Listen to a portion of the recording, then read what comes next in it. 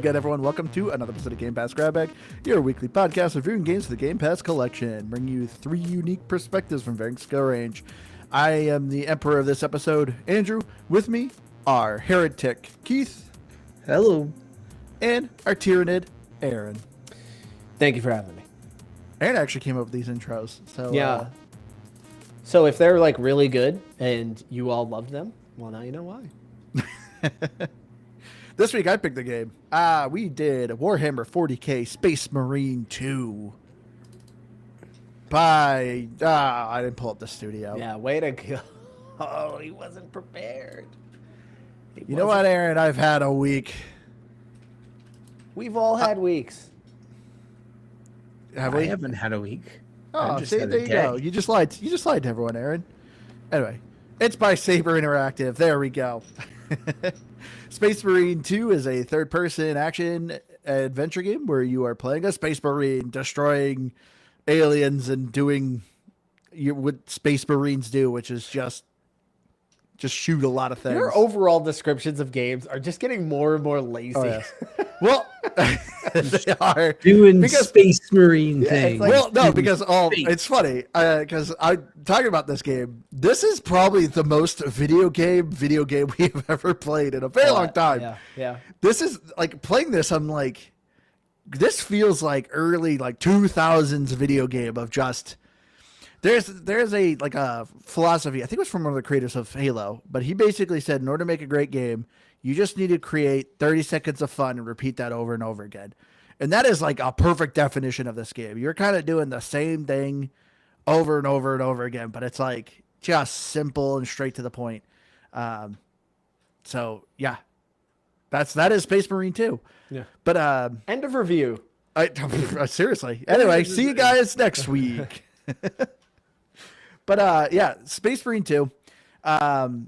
I guess before we get more into this, quick reminder, please make sure you check us out on Spotify for the next month or so. That would greatly appreciate it. It would help us out a bunch because we're very close to getting to the partner program.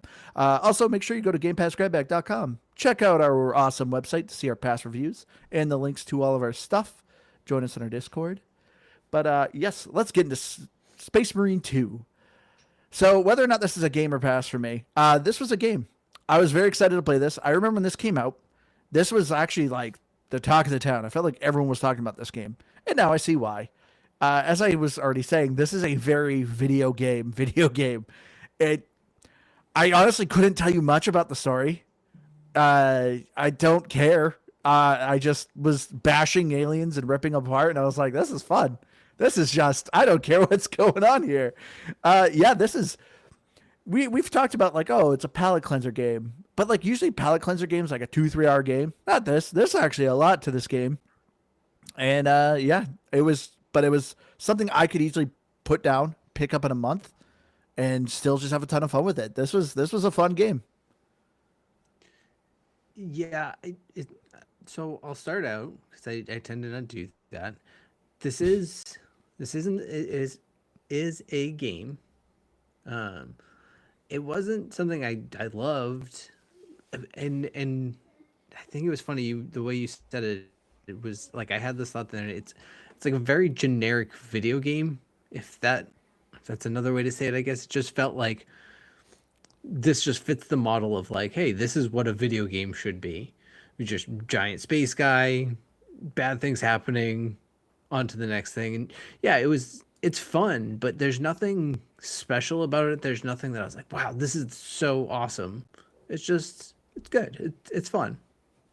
And yeah, the story, I don't know. Wasn't really paying attention to anything that's going on there. Shocker.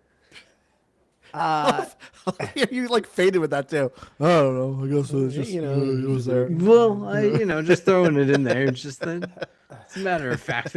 I was agreeing with you. Really hammered that one home. That was really good. Yeah. Really strong dismount. This to me was an awesome game. I really, really liked this game. I have so many thoughts on this. I've heard people describe this as like a 360 era video game. Yeah. And yeah, in a lot of ways, that's a pretty spot on description of that. It's also like a lot of things just kind of popped into my head. Immediately picking this up, I was like, this feels like, because Warhammer's been out for a really long time. Since 87. Yeah, so it's like one of those things of like what influenced what. My assumption is Warhammer really influenced a lot of video games. And it seemed to be really apparent when you were playing this. I mean, right off the bat, do you not get a Gears of War vibe Oh yeah. the moment you're kind of running around? You're like, I wonder. I was like, some of this feels like not so subtle ripoffs of Warhammer going into Gears of War when you're playing this game. But I don't have an issue with that. Also, while I'm playing it, I'm like, I wish I knew Warhammer lore more than I do. Like, it's made me want to understand it more. We've played multiple Warhammer games, and they've all kind of done this. This one really was where I was like, man, I kind of, like, where would you even start on this? Like, how do I begin to understand this? Because this does not shy away from the jargon. You know, when we talk about the story, this is very heavy in kind of anticipating that you kind of understand the lore and what's going on a little bit. Not to the point where you're completely lost, but they're using a lot of terms that I'm like, I don't know what that is. Yeah. Which speaking of like jargon, I love the names of things. It's the Thunderhawk. We're the part of the Death Watch. Yes. Go to the battle barge. Oh, dude, it's like, man. It's just pure testosterone. Pure testosterone the whole way through. And that's why even when you say it's from the 80s, you're like, oh, like 80s action films would have felt just like this. You know, it just has that kind of feel that just doesn't really exist, I think, in video games a whole lot anymore.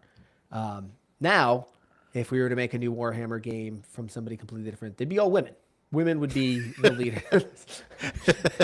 Because that's modern gaming. No, but I had a lot of fun with this game. I feel like I've been way too positive on this podcast here recently. I know you say I haven't been, but I always get like self-conscious when I'm like, I gotta stop liking these video games because I'm liking too many. But I like enjoy this your one. time on this. Yeah, I just enjoyed it. It's a good game. I mean, with your commentary, you're actually not wrong, because there actually was like, I don't know how I stumbled on it. There was like Warhammer controversy, because I think it's the Custodes. They've always specifically been all males, but past recently, I guess, was it Workshop Games? Is that the creators? Anyway, but yeah, they added females to the Custodes. I remember people were being very upset about it. Are you talking about the Concordians or the people on the planet? No. They're a specific race of people. They're supposed to be like the Emperor's like elite, but they're supposed to be clones of the Emperor, so that's why they're supposed to be males. This is the stuff I want to know more about. Like, I'm just so dang intrigued by the lore of Warhammer. I just wouldn't even know where to begin on this. Yeah. Well, so here's my question. You're a giant Warhammer guy. Are you You're a Marine. giant guy? Warhammer guy. No, you're genetically engineered. I do tell you. at the Or beginning of are this you game, normal sized guy? Again, was I paying attention to that? Your No. audio went out. Yeah, your internet's crapping, I think, Keith. Oh, Oh, there you You're are. back. It Now you're is. back. Now you're back. All right. So go ahead and ask that question again. So, like, yeah, are you like normal sized guy inside giant mech suit, or You're definitely are a you big beefy giant boy. guy inside because- big armor? Very early on in the game, you are laying nearly naked, and you Oh, are noticed very that. muscly with lots of scars, but you are not as big as your suit is. Yeah. If that makes sense. Which I got one thing I got to Okay, praise so if you too. were standing outside of the suit, You would be smaller, yes. okay. Sorry, your internet sorry, keeps going. sorry. No, so like Andrew started No. talking because yours went blank. It was doing this to me last week too. I don't know why. It's Technology, man, failing future you. is not now. But one thing I do praise about this, like, a lot of sci-fi stuff, I feel like they'll give like people huge suits, and they're completely useless. They still get like taken out by like a pistol, and it's like, what's the point of having this big hulking suit when it doesn't work? But I will say though, in the Warhammer series here, these suits do work. Like, these people are taking out all these creatures. They're trying to clot their suits, and it's not doing anything to them. And it's like, this is cool to actually play a game that actually feels like my suit's doing something. No, Yeah. Except I love you have the option of like not wearing a helmet, and I was like, that's gonna be the stupidest thing to be like. I have this massive suit, but I'm not wearing a helmet. Yeah, I turned that right off. It was default to not have the helmet on, right?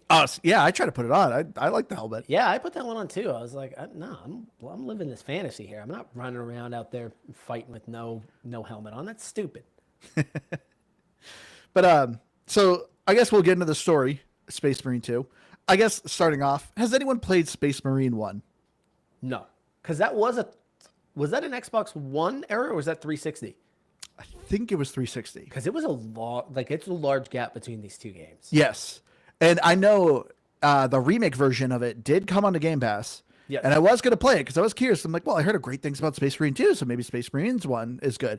And I saw online a lot of people like, nah, don't waste your time. Even with the remake, they're like, it's not a very good game. So never picked up the first one. So I guess we're all in the same boat if we've never played the first one. So I'm guessing starting off with the story, I'm assuming it's continuing. I want to say I tried the demo of the first one. I can't remember. There's a lot of Warhammer games, and I remember I played a little bit of one because I know your character Titus has been in a lot of other Warhammer stuff. I know he's kind of a main character, but you are playing Titus, who's part of an elite group of Space Marines called the Death Watch, but your entire squad ends up kind of perishing, and so you end up, getting recruited to a new squad. But you have a dark past that you don't want the new squad to find out. I don't know why.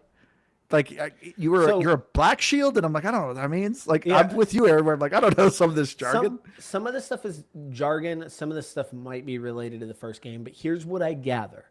What I gather is you were not on the Death Watch by choice. So it sounds like the Death Watch was a prison sentence for you. You had to serve out your time with the Death Watch. So you are disgraced, basically. So you being on the Death Watch, although it's an honor to be there, you were forced to be a part of it regardless.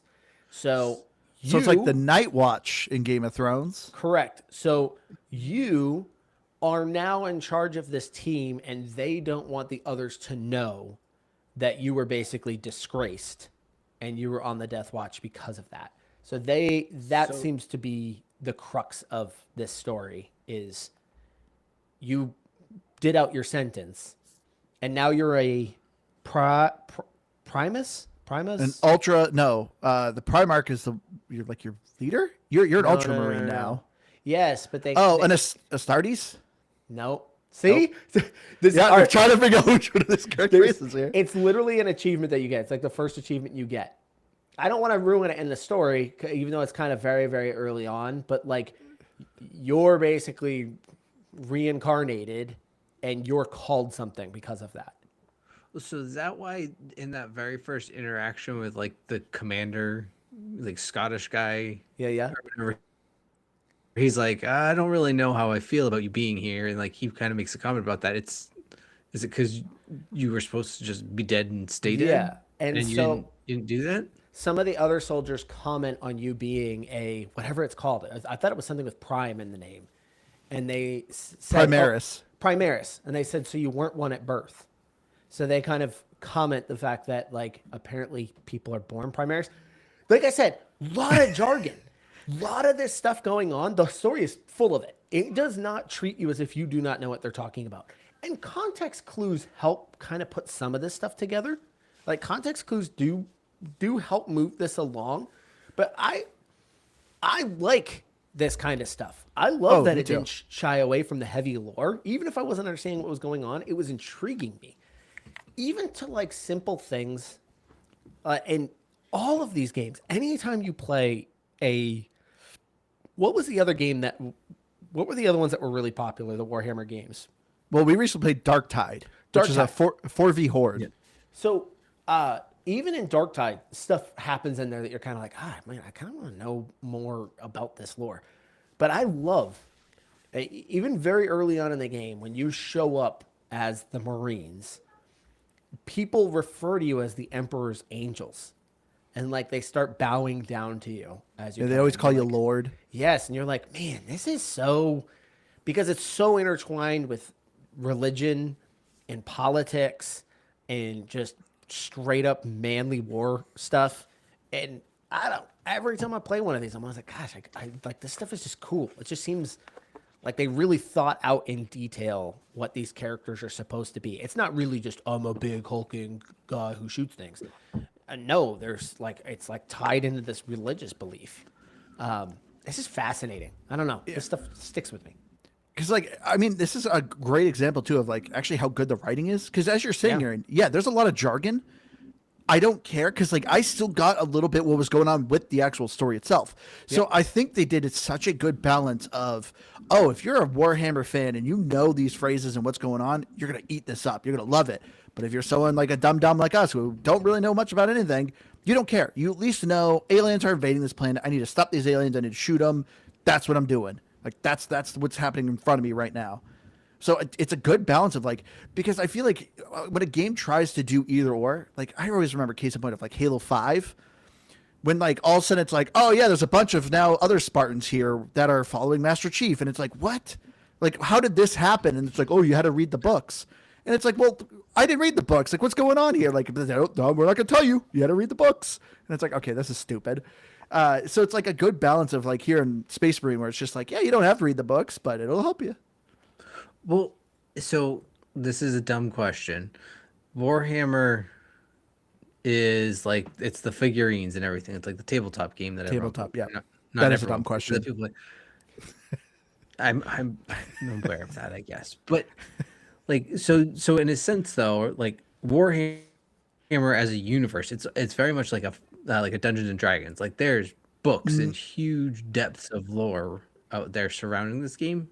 No, or There's a lot Yeah, of well, that writing, Dungeons and Dragons is all about your own imagination and like, which yes, there is lore and stuff that you're building on, but yeah.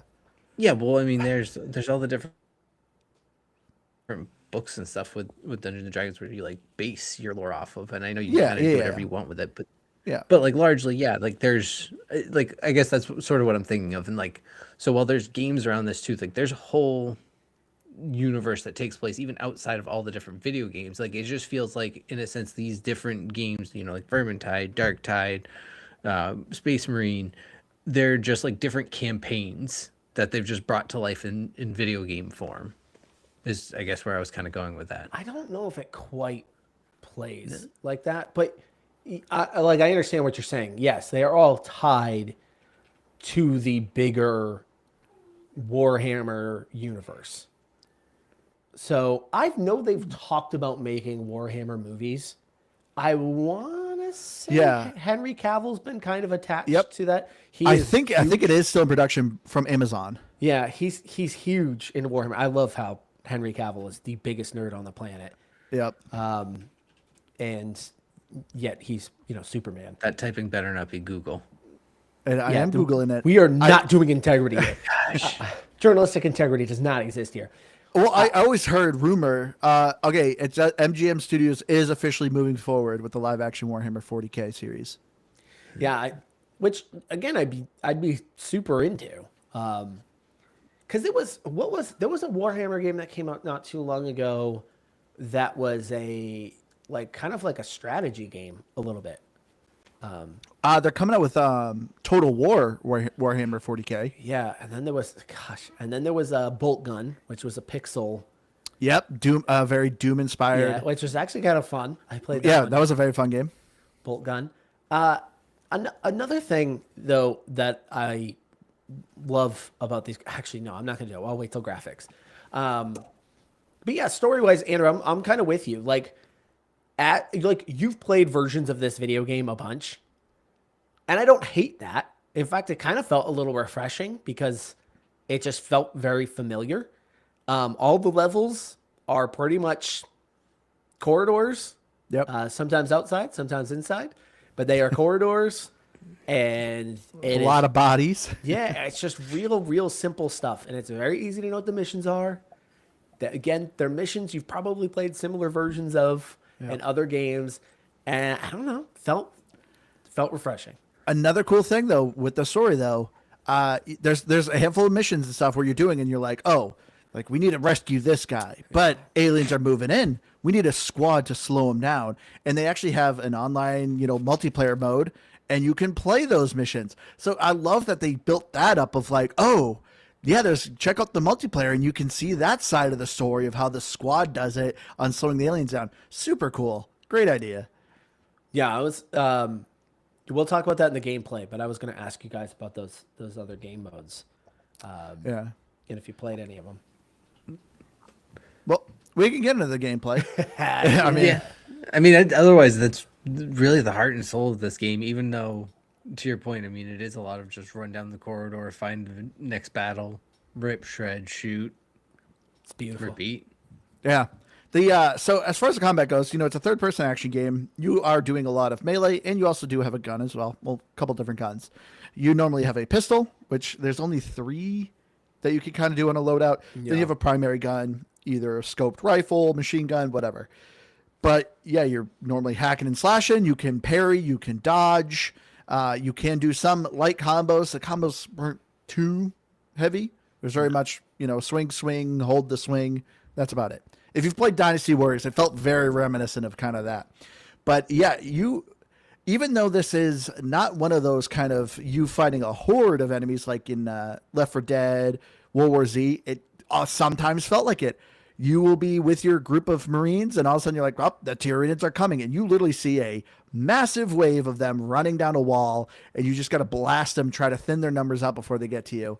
The combat, yes, is a bit shallow, but it is fun.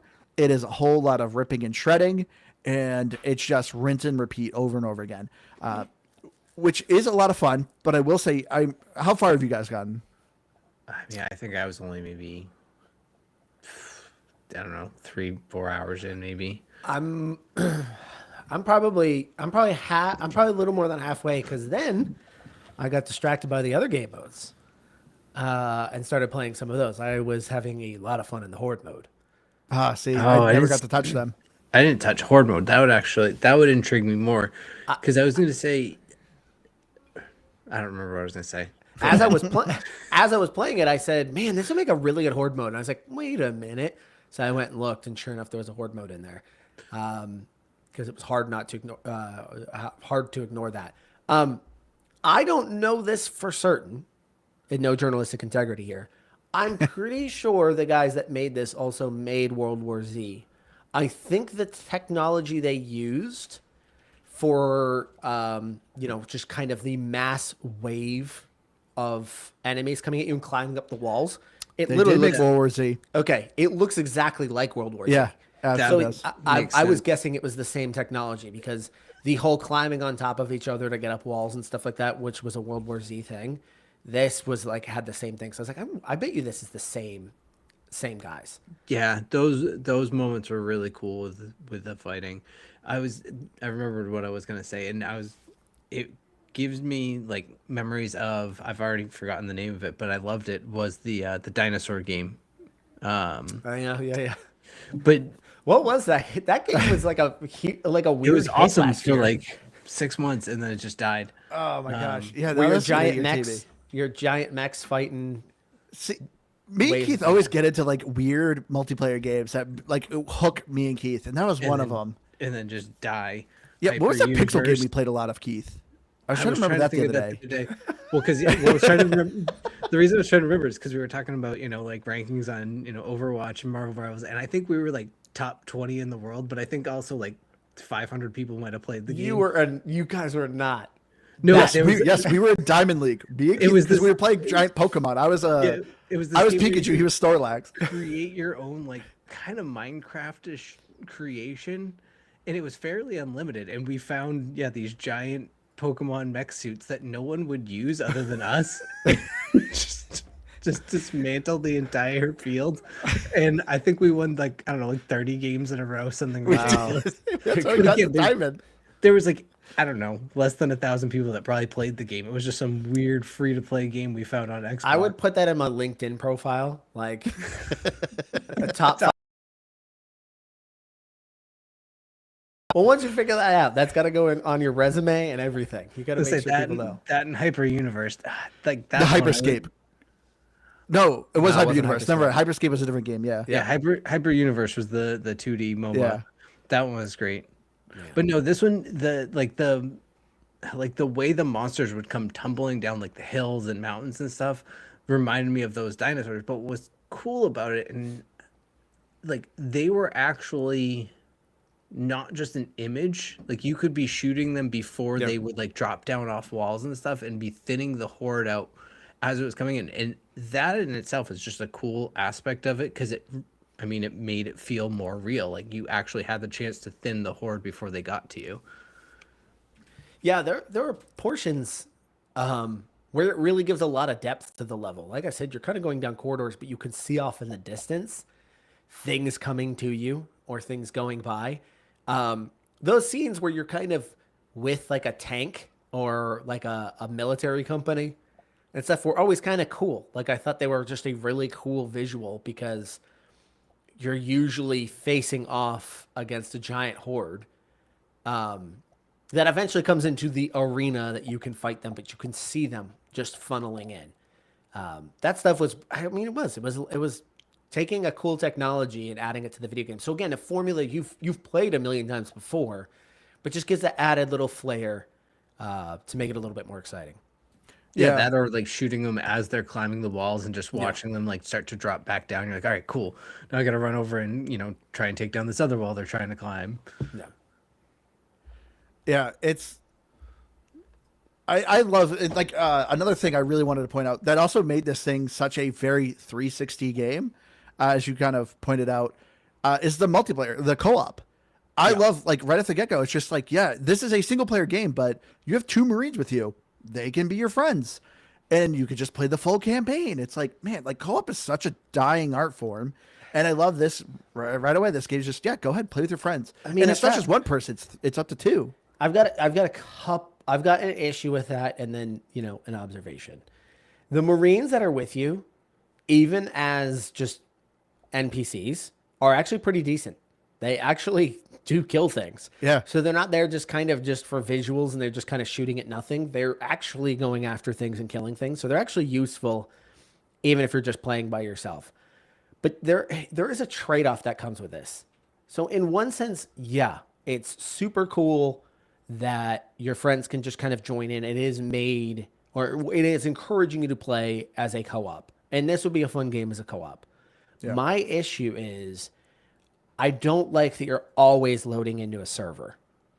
Like you're not. You can play offline. Really? Yeah. Because it did quick resume for me, and it said, do you want to go to main menu or just play offline? And I said play offline. And it just kept me going. So I wonder, because I played this on PC. So I'm wondering. That might be your issue then. Yeah, because I don't have quick resume on PC. So I wonder if that plays into it. But when you're just loading in, it kind of takes a while to load in. And if you're looking at it, it's because it's logging into a server.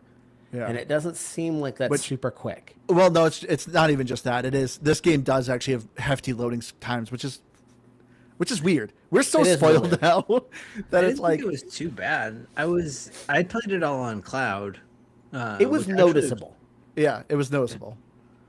But yeah, playing it on cloud was actually pretty great. I mean, I know we've talked about how the improvements have come along with cloud, but I really didn't have any issues with it. So cloud, if I understand correctly, if you're playing on the cloud, you're playing on a Series X. I think so, yeah. I already am. Yeah, so it would still load the same as a Series X would load. Obviously, just the latency is the thing that's affected the most. I guess that makes sense. The internet.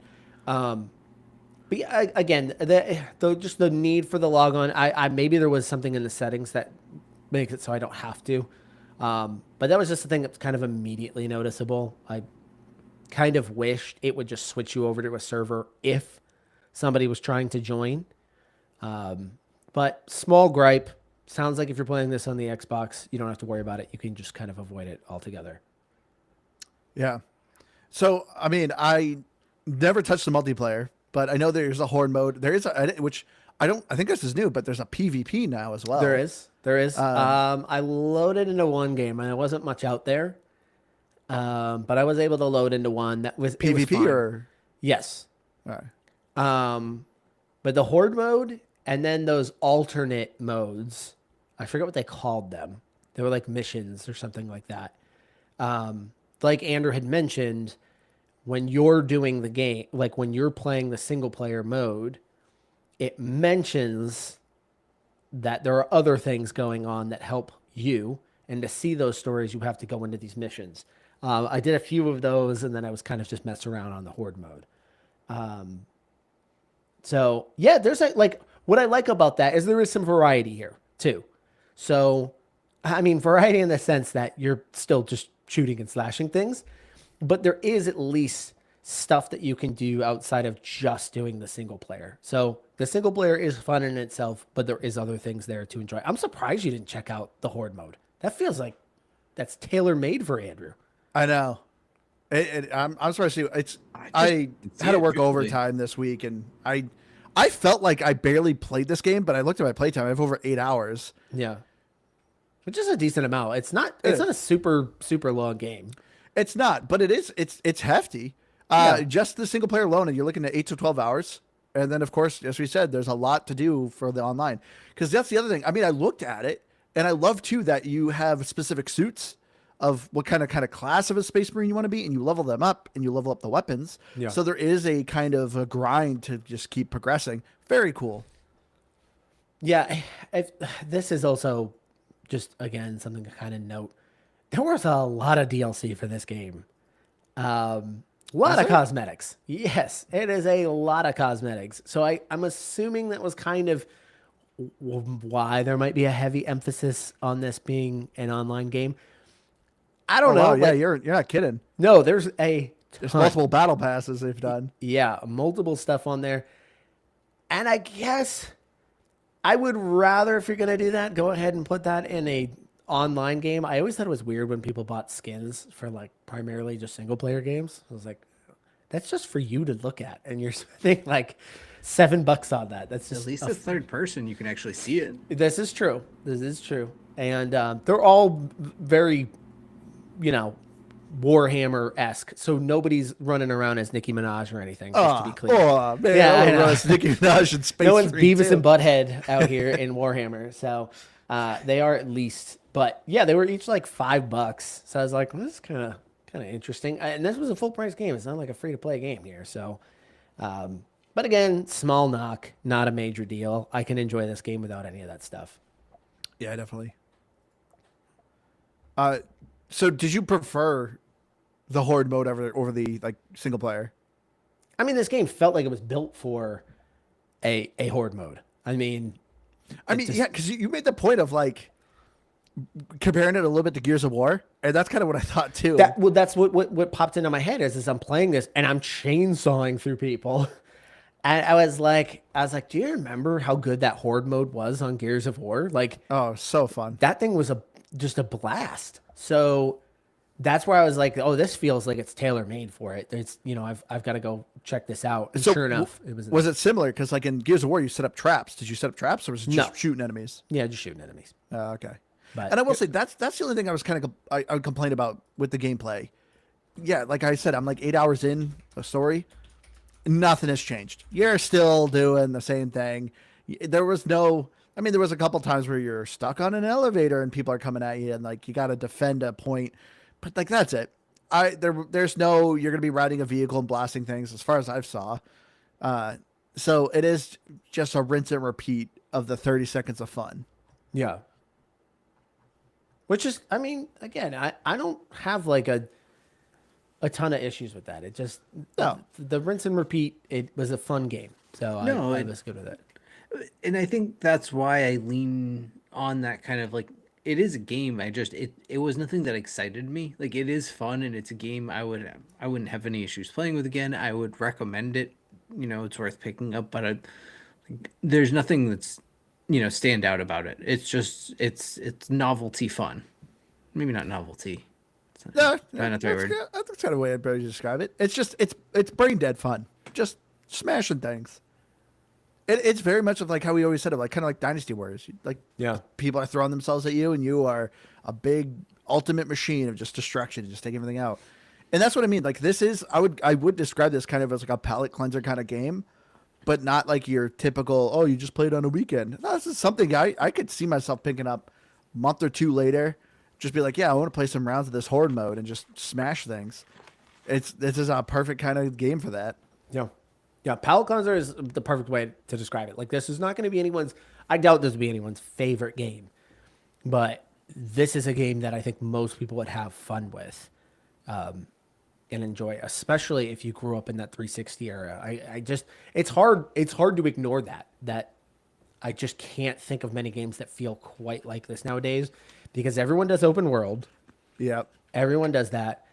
Everyone kind of usually complicates their systems and has different ways of kind of evolving their systems, and which is good. I think that stuff needs to happen, but this just feels very simple, very straightforward. This is what the game is, and I like it for that. How long would you say each like horde mode round goes for? Like, I mean, obviously, I guess it's semi infinite. You know, There is an infinite mode, if I remember correctly, and then the round based one. I think it ends. You can get it to end at 8, so you can get upgrades in the game. So you're not quite building the same way that you are in Gears of War, but like you can get Cadian troops and stuff like that to help. There are upgrades to like your weapons and stuff like that. So it's not quite the same thing, but I guess there are still some upgrades that come in there. But there are like other objectives that happen while you're playing. So yeah, it was fun. It was fun. yeah, I see. I can get behind that, and that's where it's definitely more. I think in that sort of like palette cleanser, quote unquote, world of, you know, you can play it on cloud, so you can just really without having to keep it downloaded, you can just pick up and like, I'm waiting for someone to log on, or I got time to kill before I have to go and do something. Like, go on, hop on, play a horde mode of this. Just, you know, quick time to kill. Yeah. Which I will say, the one thing that kind of disappoints me a little bit with the single player. So as we're talking about with the multiplayer, like you're kind of doing a loadout and leveling things up. Yes, there's a bunch of different guns you can pick, and before a mission, you can choose your loadout. It was pointless. I really didn't like. I thought the loadout was so a missed opportunity when it came to the single player, because it's like, oh yeah, like there's 4 melee weapons: a hammer, a knife, the chain sword, and a power sword. But it doesn't matter. As soon as you pick one thing, you pick your guns, you start the mission, they're constantly throwing the guns at you. So you're never kind of like locked in. It's not like, oh, this mission, maybe you might want to do a sniper rifle. Someone has a sniper rifle in the crew, well, someone else has this or that. Because it's obviously meant to be more of a single player game. So I guess they didn't want to lock you in. But I don't know. To me, I'm seeing all these weapons and I'm kind of like, all the guns look the same. So thank God, I love when you go over a gun, it tells you, oh, this is a mid-range, fully automatic gun. And then I'm like, okay, that's what that gun is. Oh, this one's a scoped sniper rifle, great for headshots. Okay, I know what that is. Because they all look the same to me. that system, the whole loadout system, and really the gun variety in general is kind of pointless. When you're fighting hordes and hordes of just monsters, can you really tell the difference between some of these guns? Were you really like, oh, that was better headshot damage? No. Like, it's just not, you just can't really tell. But I 100%, the whole loadout system did, like, they show it to you as if it's like important. And then they're like, you know, some of these weapons, you know, are not recommended for this mission. And you're just kind of like, why? even if everyone on my team, we all had these same exact loadouts, it would literally have no effect on this. And you're 100% right too. It's throwing so many other guns, your combat knife, your chainsaw sword, it's throwing that stuff all the time through there. So you can swap those guns out all the time. And truthfully, there was not one single one where I was like, oh, I want this one and this one only. This The sniper rifle. When I got that. But again, you're fighting hordes of things. I just need something that's going to shoot a lot. Was the sniper considered a heavy weapon? Because you had like the like chain gun or whatever that had no refill. It's considered a primary. Okay, but yeah, I mean, I truthfully didn't really care to use guns in general. Anyways, I really just wanted to hack and slash my way through, like get my glory kills, or well, it doesn't. I think it just calls them finishers in this. But everyone knows what you mean. Yeah, exactly. They call them glory kills. Everyone knows. Yeah, I want, you know, my chainsword just ripping them in half, you know, throwing them up like on a spike. Give me all of that. That's what I'm playing this for. I'm not playing for headshots with a sniper rifle. If I want to do that, I'll go play, you know, Apex Legends or something, I guess. I used guns a lot. It seems like it wanted you to move more towards melee. Oh, like, yeah. Because ammo, I mean, it's plentiful, but you in a decent fight, you can run out of ammo. So if you're really just focusing on shooting, so it does seem like it kind of wants you to shoot when there's distance, but it wants you to close that gap to go into hacking and slashing. I felt like when you were fighting the chaos horde, like it wanted you to more use guns on them. Yeah. Because Yeah, when you're fighting maybe. the Tyranids, it's throwing tons of drones at you, and yeah, you could just swing your Yeah. sword and take out multiple of them. But like the Chaos was a lot more thinner. They always had guns, so it was Yeah. kind of harder to close the gap in on them. That's true. That's true. I lost my train of thought. There was another thing that also kind of annoyed me that I can't think of anymore. What I difficulty mean, did you guys play on? I think I might have honestly played on normal, or I might have even played it on easy. Because I've been doing that more with games. Oh, I mean, I played on hard because it said it was a recommended. There's 4 difficulties. Yeah, whatever the recommended was. Oh, so like the second hardest then. I don't know. I think I might have played on. I mean, maybe I did. I truthfully don't remember because I didn't feel like it was very hard. So I doubt. No, yeah, that- I would say this game is easy. Very. Yeah, like I think I was downed a couple times, and each time my squad got me back up. Which again, going back to Aaron's point, useful AI, or maybe not. Like computer companions in this game, they were actually picking me back up. They were taking out enemies. It felt like a breath of fresh air to actually have working computer companions in a game, Yeah. not just people I was dragging along into a fight. I agree. Yeah, I will say there was a couple times the AI wouldn't move for me. Like you would all have to get on the elevator, and I would stand there, and it's like assemble here, and I'm like, I am here. I was like, why can't I go? And then I realized one of my AI guys was like stuck, and I literally had Avengers. to push him a little bit, and then he went. But that was a minor gripe. Overall, yeah, I agree. I thought the AI was much more useful in this game. But yeah, I guess we can get into the graphics. The graphics of this game are very nice looking, very Warhammer, very bloody. You are dealing. There's a whole lot of viscera going on here, just shredding things apart, and just you walking through corridors, just corpses of creatures and humans everywhere. Yeah, if you've played a modern Doom game, you've had some type of experience with it. One thing I really want to again kind of praise with these Warhammer games is there are so many different types of Warhammer games right now. Like I said, Vermintide, Darktide,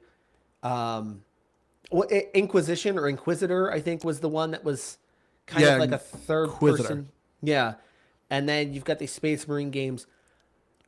They nail the visuals consistently through all these games, and they're not made by the same company.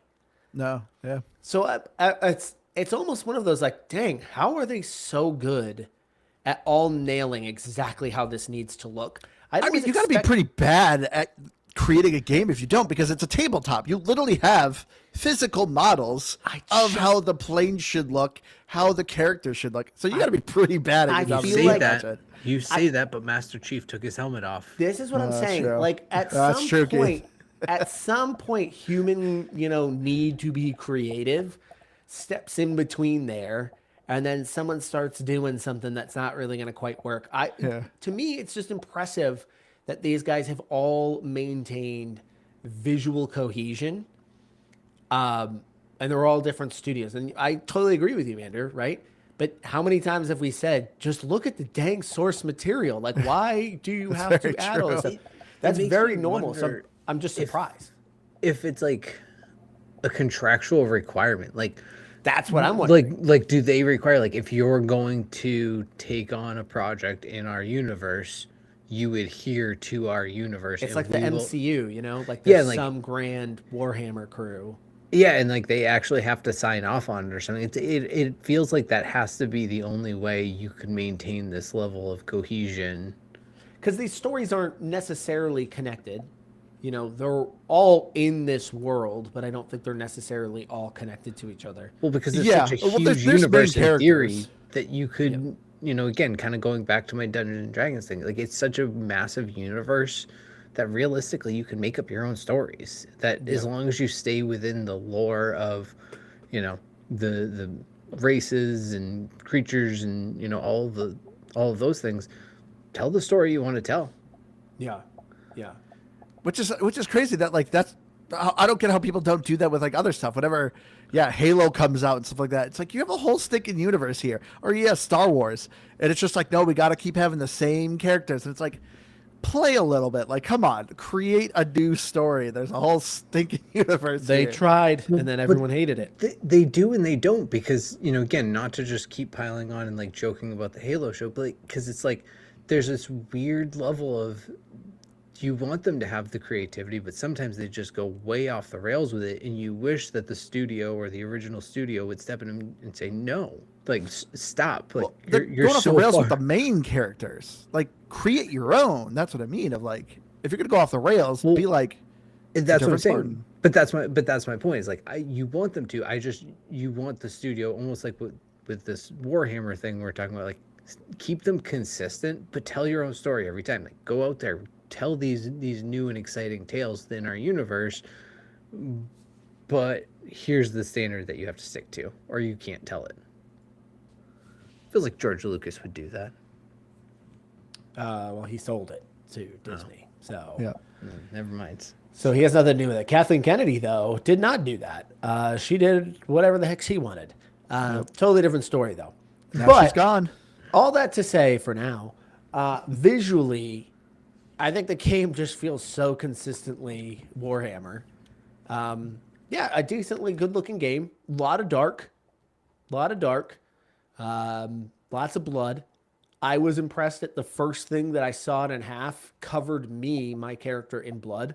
Yeah. To the point where even I don't know, like your little loincloth or whatever, was soaked in it. And I was like, all right, that's pretty cool. That's fun. I like that. So yeah, I mean, I have no complaints on the graphics side. I don't have a 4K monitor here. I have a 1440p, but it did notice that when I did pull up the Xbox app on PC, it asked me if I wanted to download the 4K textures. So I'm assuming if you played it on Xbox, it already came with 4K textures. Yeah, because I didn't get that notification. Yeah, this was just on PC, so it Well, wasn't. that explains why the game's like 30, 40 gigs. Because I thought about that too. I'm like, this is a single player game. Like, why is this thing so hefty? I mean, it runs hot. Like it was running my GPU really hot, and it probably has a lot to do with the hordes. The hordes it's kind of like, that's the thing it's visually trying to show off, is just how many enemies it can kind of pack onto a screen. And it's clearly using some kind of visual tricks to do that, but it still looks impressive. And yeah, it was running my GPU. Like it was heating up. So I was like, I can't even imagine running this in 4K, even if I had the ability to. But it did run smooth. Other than that, like it was a smooth running game for me. So I did some journalistic integrity, Aaron. No. You were wondering, well, this is interesting. So you were wondering about like getting into this Warhammer universe. Yes. If you actually go to their website, warhammer.com, you can take a quiz. And it basically kind of goes over of like, what do you want to do? Yeah. Here, let me show you. Is So they this right like off the bat, picking your do- house in Harry Potter, but Warhammer? I guess, well, no, because it says like, what do you want to do? Do you want to do the future or do you prefer magical? So you'd be like, all right, future. Do you want to collect miniatures, build and paint, play the game, or just read? So you wanted to read. Do you want to read about Warhammer fiction or lore and settings? Interesting. Are you interested in playing the game? You say yes. Then do you want to paint the miniatures? No. Here's a bundle. So there you go. There's a bundle of some stories to get you into the lore, and then obviously there's a starting set to start playing the game. Interesting. Yeah, really. It's I all mean, to sell it. I mean, that's one smarter way of though. doing it. Yeah, that's one way of doing it. because I was in the same boat where it's like, yeah, where do you start with this? Like, So I'm this guessing has if been you going on say since 87. when you say you want to play the game, that meant the original The tabletop. tabletop game. Yeah. So I'm sure if you don't click that, then it probably just sends you to books. Yep. Yeah. All right. Because Interesting. I did that too, and it just showed you like some books to start with. That is interesting. Now I know. Pretty cool. But anyway, as far as the audio goes, though, okay, the voice acting's good in this game. Yeah. But yeah, once again, with the jargon, and not only that, the way they talk is just so monotone and like proper. Like one of the lines too just made me laugh of like, oh, this smell of the swamp won't get out of my suits for a week. brother, it'll be an improvement to your current odor.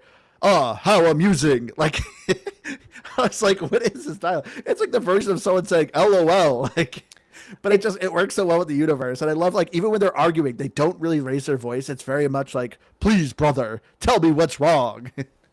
It's very consistent with the Yeah. universe. So I don't know. It never really stuck out to me. In fact, it's kind of like like reading between the lines stuff was kind of interesting to me, talking about the lore, but how they refer to things as like heresy. Even them Steal kind of your noting, conviction. yeah, noticing like the things on your uniform mean things.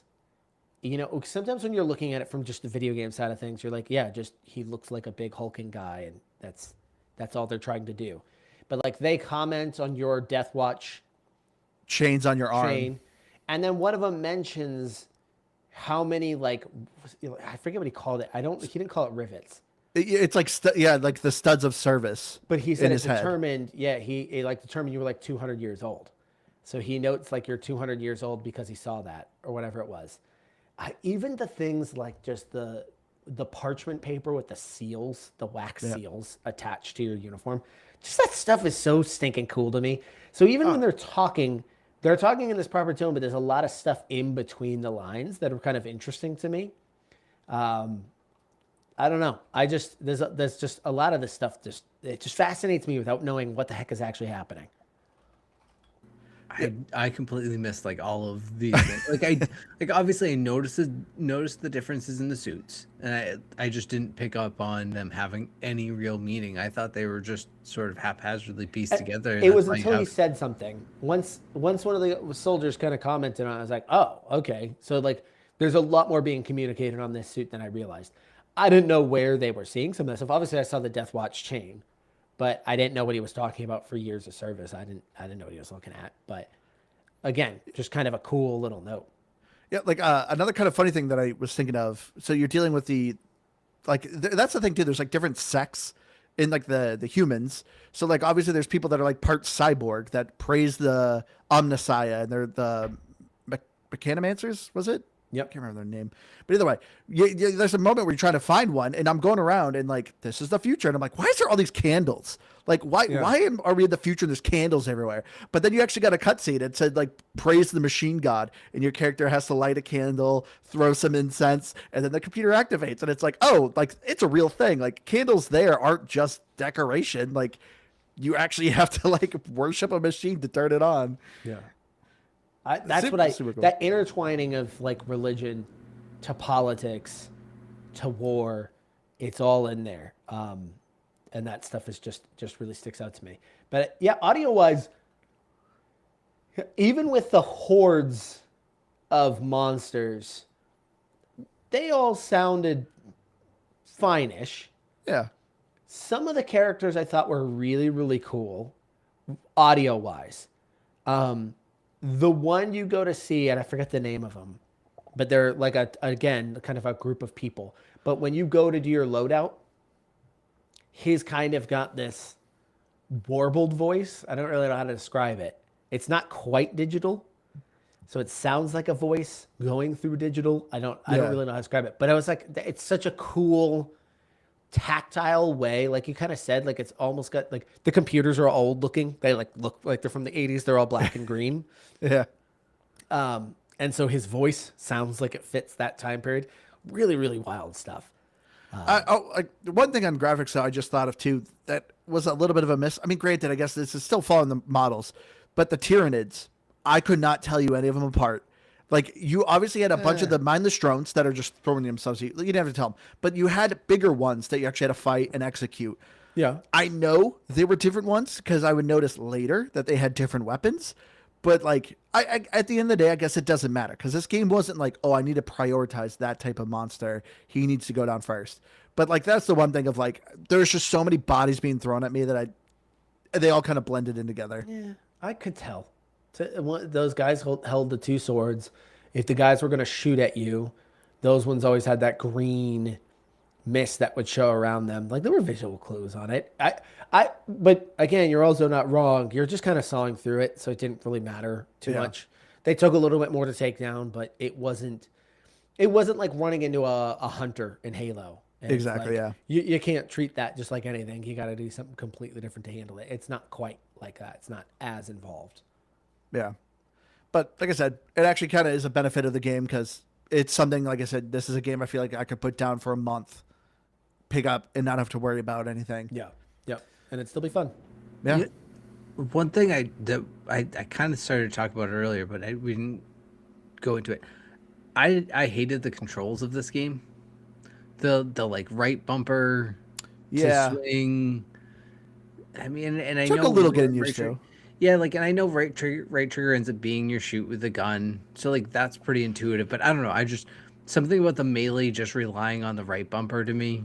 Oh, for me, Really? it's switching weapons. Like, it shows the display of left and right. The left is your primary left, or left is your pistol, right is your primary. But you press down to switch your weapons. That and was I'm like, a weird thing too. yeah, It's like I said, it's a very weird gripe. I right off the bat I was like, I don't like this.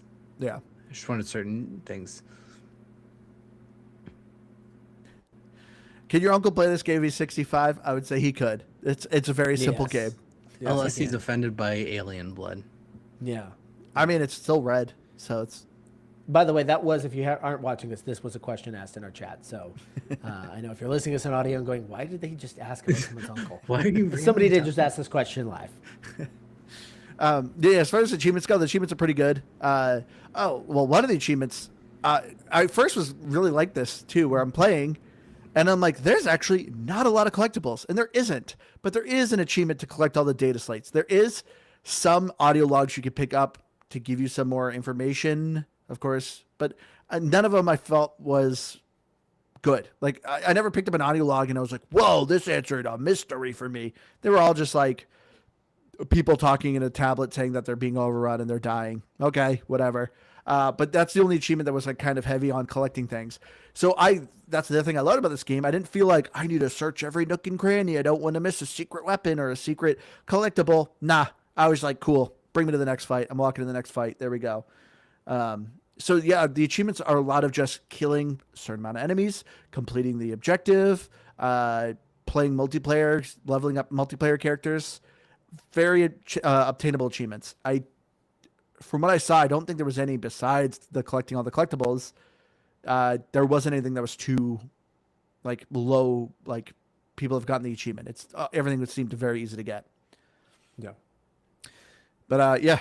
All right, let's get to our final thoughts on Warhammer 40K Space Marine 2. As I said at the beginning, this was a game for me. This was very much felt like a very old school classic video game. It was a story that just wasn't super riveting, but I didn't care.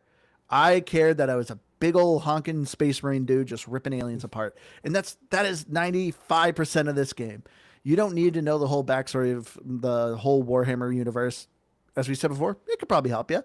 But no, I just wanted to use the chainsaw sword and just slice monsters apart. And that's exactly what this game delivered to me. The controls worked well. The dialogue was good. Graphics were good. As we said before, with a lot of these, even with other Warhammer games, you are seeing a lot of same environments. It is the same thing you're doing over and over again, but it is fun. Something I could put down and pick up. Great co-op. Easy just to jump in with a friend. You don't need you haven't passed this chapter. We can't play multiplayer yet. No, it's just have fun. That is like, to me, seems very much what Saber Interactive wanted. Just to make a fun game. Don't think about it. Just destroy things. And they nailed it. To me, this is like such a perfect example of like a game I used back in the day used to rent at a video store. It's like, I don't know if I would spend the full price to buy this game, but boy, I would love to rent this for a weekend and just play it all weekend. So for me, this lands like perfectly at an 80. Yeah, I mean, I said from the beginning, this is a game. I don't know that I loved it, I guess, but I really did have fun with it, and it is worth playing. I think you nailed it and kind of putting it in like a 360 era game, and that's not even a knock at it. It's just it fits a genre of games where it didn't overcomplicate things, but at the same time, it did that in a way where you didn't feel like, boy, there's nothing to do in this game. So it's a lot of fun. There's nothing really special about it, but it's good fun. That's really what it is. I think likening it to a Dynasty Warriors is kind of another good aspect of just like, mindless hack and slashing. I still think I would rather play an actual Dynasty Warriors game. I wouldn't go that far, but it's fun. And yeah, I think as a score though, I would say it's 78. Yeah, I mean, I love this game. It's a palate cleanser. It's very simple to pick up and enjoy. The lore gives you just kind of a nice little added element if that's something you care about. I think there's enough game modes wise to keep this a little fresh. We didn't play this as a co-op, but this seems like it'd be a very easy game to play as a co-op or play single player. Kind of like Andrew had mentioned too, it's I think smart video game making sometimes is getting out of the way of complicating these things and just sticking to a really easy to understand formula, and it's just easy to pick up and play. So there's a lot for me to like out of this game. So this is kind of one of those games that I would absolutely point people to if they have a Game Pass to go check out. I'm going to go a little bit higher than 80 though. I think this is a little bit closer to an 86 just because I didn't have a whole lot to knock on this. It's really just some kind of minor gripes that hold it out of there. And it is simplistic, which is good, but can also kind of be a knock on it. I wouldn't want to put it in the 90s. So for me, it's an 86. Alrighty. Thank you all so much for joining us this week. Man, I know we've had a good amount of game requests, but man, Game Pass has been killing it so far this year. There's so many games I want to play. I already today, Yakuza, Like a Dragon Pirate in Hawaii just came out. I really, really, really, really want to play that game. Have you played any Yakuza? I never have. Oh man, I don't know if we should play it because they're hefty games. Yeah. But Yakuza games are such like they're hard to describe because it's just so wild. Why I've never so played funny. Them. We've done a couple Yakuza games. I think we could do it. I think it'd be fun to do one with Aaron. This one is back to the like real time fighting, right? I don't know. I know there is ship combat. I think it is. But I mean, it's part of the Like a Dragon, which I want to say the Like a Dragon series is meant to be the turn-based.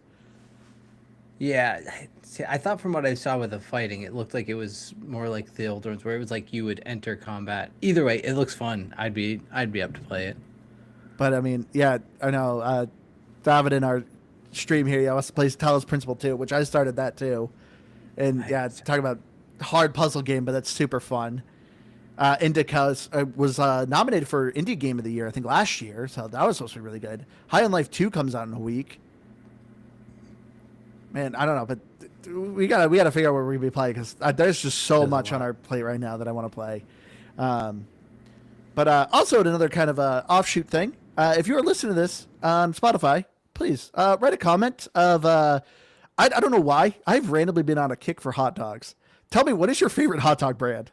Because this is a thing I've always learned. Usually when it comes to things like, I don't know, like cookies, people don't care. It's just like, yeah, I'll eat a cookie. But for whatever reason, people are adamant about hot dog brands. And I don't know why. To me, I'm just like, a hot dog's a hot dog. But no, people are like, oh, yeah, are you kidding me? You got to get this brand. Every other hot dog is fake. You're mostly right. Like a hot dog, I will eat a hot dog no matter what.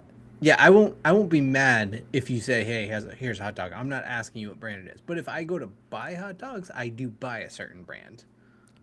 I also want to know, because as I've gotten older, it's becoming more and more of a challenge to me on what I put for toppings on my hot dog because I like all of them. Yeah. So I'm running into an issue where I got into sauerkraut.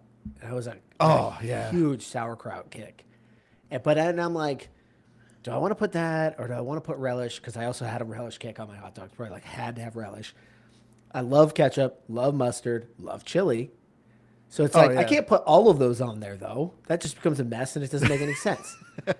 So I struggle. This is America, Aaron. Every time I got a hot dog, I literally go through like an existential crisis Oh, which here's topping the- I'm I going to think choose? Hot dogs are like baked potatoes. You can top them with just about anything. They are just an open canvas for whatever you want. is them to be. true. And that is the beautiful thing about them. I mean, I'll eat all of those things, but I'm a purist. Ketchup, mustard, some Some will relish, tell you and you- onions. And onions. Some will tell you cannot put ketchup on a hot dog. Hot dogs It are will mustard only. purists say just mustard. Okay, Yep. I'm a purist in my own right, and I like it. I like it simple with just those 4 ingredients. See, And for I'm me, happy. if I'm making it just quick and easy, I do relish and ketchup. That's it. But if I had a choice, it would be it would just be chili and diced onions. I do chili with Diced mustard. onions are absolutely key on any hot dog. Honestly, I think you need diced onions. on That's any one I hot do dog. not care about. Really? You don't I- care 'cause about I'm diced not- onions? I don't love raw onions. I love cooked onions. Raw onions to me are too strong of a flavor, but cooked onions are perfect. They're perfect for hot dogs, though. I can see where you're coming from, but they perfectly are hot dogs. See, yeah. Nathan's that's are, a great Nathan's are a good debate. dog. See, I could like. There's always that Nathan's eating a hot dog eating contest, but I'm like, I don't think I've ever had a Nathan's. It's all right. Nathan's They're a isn't good bad. dog. They're They're there's good a little out by too the much- grill. I was gonna say, to me, they lean too close to a sausage. There's a little too much Oh, spice to them. outta here. Too close to a sausage. All right, listen. Next episode, the hot dog episode. This is the episode where it's all hot dogs. We're gonna come with our best takes on hot dogs, and you're gonna listen to an hour of that.